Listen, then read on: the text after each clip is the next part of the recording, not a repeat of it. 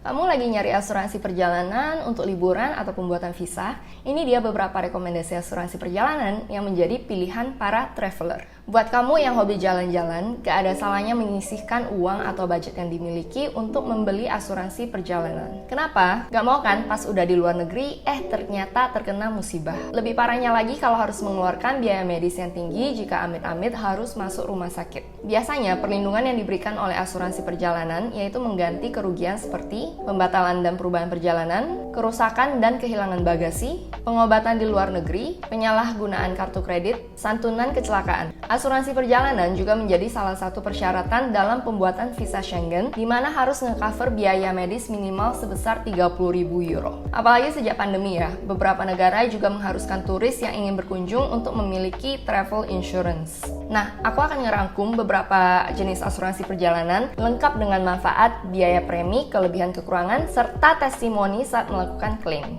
Rekomendasi travel insurance pertama ada Allianz Travel Pro. Asuransi ini menyediakan pilihan untuk beberapa jenis wilayah seperti Greater Asia, Schengen Basic, Pacific Schengen, dan Worldwide. Plan asuransi ini terbagi menjadi 3 jenis, yaitu Superior, Deluxe, dan Premier, tentunya dengan coverage dan harga yang berbeda juga. Selain itu, kamu juga bisa memilih premi asuransi, baik itu untuk individu, pasangan, atau rombongan dengan harga mulai dari Rp34.000 untuk perjalanan seminggu. Saran aku sih buat yang sering traveling, sebaiknya ambil Allianz Annual Travel Pro dengan coverage selama 1 tahun.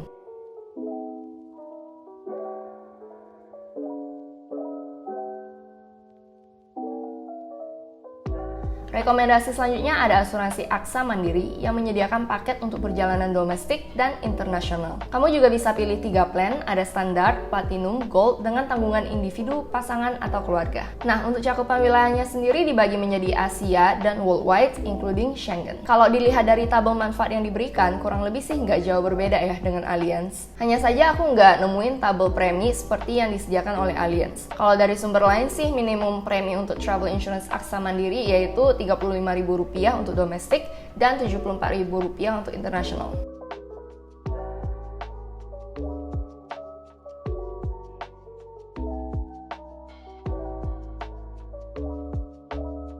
Selanjutnya ada Zurich Travel Insurance yang menyediakan banyak sekali pilihan hingga 7 jenis plan dan ada yang bermodelkan syariah juga.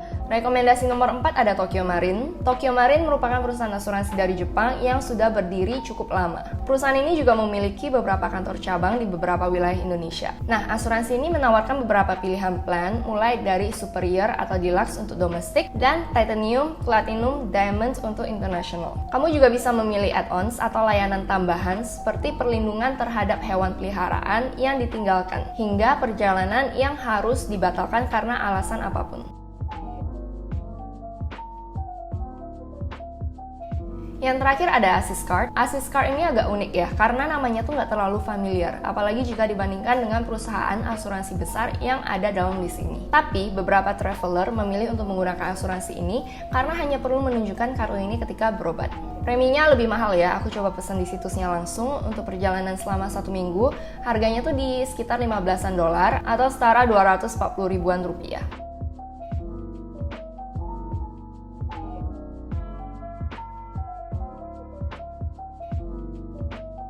Bagaimana agar klaim asuransi perjalanan terpenuhi? Bukannya klaim dipersulit, tapi biasanya kitanya yang kelewat baca, jadinya ada klausal-klausal yang tidak terpenuhi. Beberapa dokumen yang perlu dipersiapkan jika ingin mengajukan klaim asuransi perjalanan yaitu